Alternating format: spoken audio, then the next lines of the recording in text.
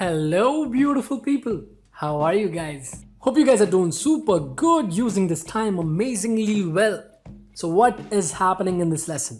Guys, in this lesson, we'll talk about two important prepositions, to and for. We'll learn how to use the preposition to, how to use the preposition for, what is the difference between these two. Can we use them interchangeably? If we do use them interchangeably, does the meaning of a sentence change? So there's a lot of things we are going to learn in this lesson. Make sure you watch it till the end.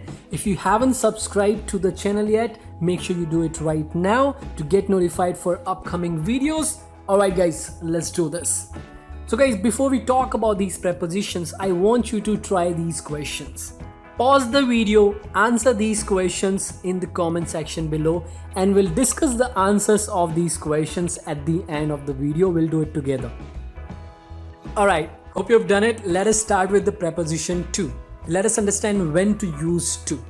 Guys, to is used to indicate a direction or a destination of an action or a movement, right? To is used to indicate a movement to a specific destination or direction. Examples. We are going to Mumbai next week. We are going to Mumbai next week, indicating a movement to a particular destination. Mumbai is the destination that we're heading to, that's we are going to. We are going to Mumbai. One place to another, there is a movement in a particular direction to a particular destination. Getting the point? He is moving to my flat. An action from one particular place to another. My flat is the destination. He is moving to my flat from his place or from any particular place to my flat. There's a movement, there's an action happening from one place to another. My flat is the destination. Oh God, she's talking to Joey. You gotta let me win. More examples. I talked to one of my school friends last night. Totally loved it. I talked to one of my school friends last night. So I did this action in a particular direction. I talked to one of my school friends last night. I could have talked to anybody, but I decided to talk to a specific person. The movement of talking happened in a particular direction. I'm just trying to relate it to this direction point, okay? You can also say the action is happening and somebody's receiving it, alright? This guy received the action of talking. I could have talked with anybody. This guy received the action. Can you hand the book to Ron? Can you hand the book to Ron in a particular direction? Can you hand the book in a particular direction? In a direction where Ron is. You can also say another way to look at it is that Ron is the one who's receiving the action. Can you hand the book to Ron? It goes to Ron. He receives it. One more example. We are sending a lot of hugs to you. Yes, we are. A lot of hugs to you guys. We are sending a lot of hugs in a particular direction. The movement, the action is happening in a particular direction and you guys are receiving it, right? So either related with the direction point, action happening in a particular direction, right? Or somebody is receiving it. Yep, I knew it. There he is, feeding stuffing to a dog. It was at the front door when I got home. Somebody sent it to us. Taylor, this is not addressed to you. This is addressed to Mrs. Braverman downstairs. Thief. So that's one way to use to. Another way to use to is to show preferences. When you have two things and you like one more than the other, you use to show the preferences. Examples. I prefer coffee to tea. I prefer coffee to tea. That means I like coffee more than I like tea.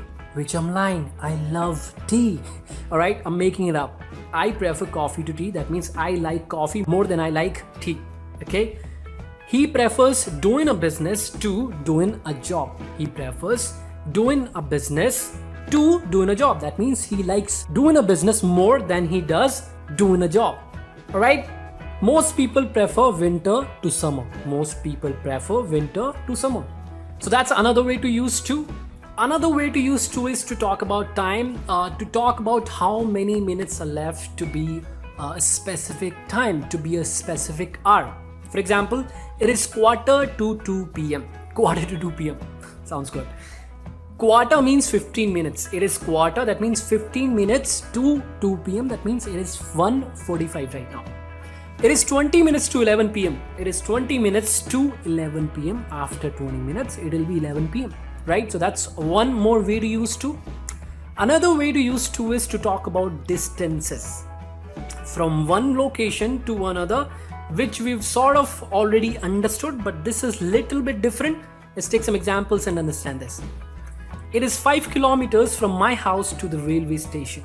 It is 5 kilometers from a particular place to another. From my house to the railway station. That is the structure, guys. From a particular place to another. From my house to the railway station. Guys, another way to use to is to talk about the reason or purpose of an action or a state of being. For example, he is studying law to become a lawyer. He is studying law. Why is he doing that? What is the reason behind it? He is studying law to become a lawyer. Here, to is not a preposition. Please understand this. It's a part of an infinitive. To become is the infinitive and to is a part of it. To is the particle. Okay? And this phrase to become a lawyer is working as an adverb, modifying the verb studying. He's studying law. Why? To become a lawyer. I am working like an ass, ASS. I am working like an ASS to make my family happy. To work like an ASS is to work very hard. Now, why I am working very hard? To make my family happy. Alright? To again is a part of an infinitive, not a preposition. One more example. We are happy to see you. Again, to is not a preposition here. It's an infinitive, a part of an infinitive, to see, right? And this phrase to see you is modifying the adjective happy. We are happy to see you. Okay? Happy to see you. What are you doing? You gotta save room. You've got almost an entire turkey to eat. Let me explain to you how the human body works. Monica, people came to see a fight. Let's give them what they came for. Now guys, these were some situations where we can use to, right? We don't have to think about any rule. If the situation is such, we can use to. It's on us, right? Now, there are some words we use to with, okay? And there is no logic behind that. We just have to use to with them, right? I figured out these words, most of them, right? And we always use to with them. Words like addicted, devoted, dedicated, opposed, accustomed, look forward, right? Object, appeal, boil down, come down, get used to, narrow down. With all these words, right, we use to. And we always use a noun after these words, right? That noun can simply be a word or be a gerund, okay? I am addicted to PUBG, or I am addicted to drinking alcohol, right? He is devoted to his work. He is devoted to completing the task in time. So we use to with them. Dedicated to, opposed to, accustomed to, look forward to. I'm looking forward to your reply. I'm looking forward to talking to you. Now, if you guys think, why are we using a gerund? Why are we using an ing form of a verb after to? That is incorrect. We always use a base form of a verb after to. Then why are we using an ing form of a verb here? Guys, to plus a base form of a verb is used when to is not a preposition, it's an infinitive. But when to is a preposition, you can use an ing form of a verb, that is fine, right? So here, to works as a preposition, not as a part of an infinitive. And that is exactly why we can use a gerund after these words, right? Alright, let me show you an example that will help you to understand this concept. He is thinking about quitting, right? About is the preposition, and after which we are using a gerund, which is quitting. So we can use a gerund after a preposition. We just have done it, right? Let's take one more example. He is addicted to smoking. He is addicted to, here is a preposition, and after which we can use a gerund, right? Technically we can. He is addicted to what? Smoking. So that's how we're using a gerund and ing form of a verb even after to. But to here is not a part of an infinitive, but a preposition. Now let us understand how to use the preposition for. Usage number 1. To show the purpose or the reason of an action. Okay, why something happens. Examples. He went to London for higher education. He went to London. Why did he do it? Why did he go to London? For higher education. Simple, right? I baked the cake for our anniversary. I baked a cake. What is the purpose? Why did I do it? I baked a cake. Reason for, now the reason comes, our anniversary. He built the hall for storing the goods. He built the hall. Why? What is the reason? For, here's the reason, storing the goods. Needs any ideas for costumes? She could be a bikini model. Now, it doesn't have to be an action, it can be a state of being, and you can talk about the reason for that state of being. For example, we are sorry for your loss. We are sorry. Why are we sorry? For your loss. That's the reason. I am very happy for your promotion. I am very happy for you, for your job, whatever. I am very happy. The reason of this state of existence, this state of being is you, is your job, is your promotion. I just want to say that I'm real sorry for whatever I did to you in high school. Oh, it wasn't just me. We had a club. Getting the point? That's one way to use it. Another way to use for is to show that something is done for a person, for somebody. Okay, simple. Examples. I bought a car for my mother. I bought a car for my mother. My mother is the one who I did this action for. She is the beneficiary of the car. Okay? He is going to that lame party for you. He's going to that lame party for you.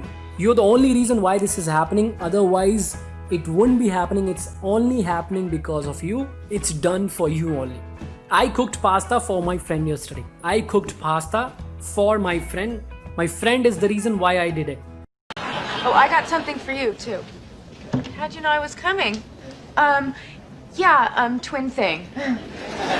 Right, so it's kind of similar to usage number 1, but here we just focus on somebody is receiving an action, right? Something is happening because of somebody, right? So that's usage number 2. Usage number 3, we can also use for to talk about the benefits or demerits of something.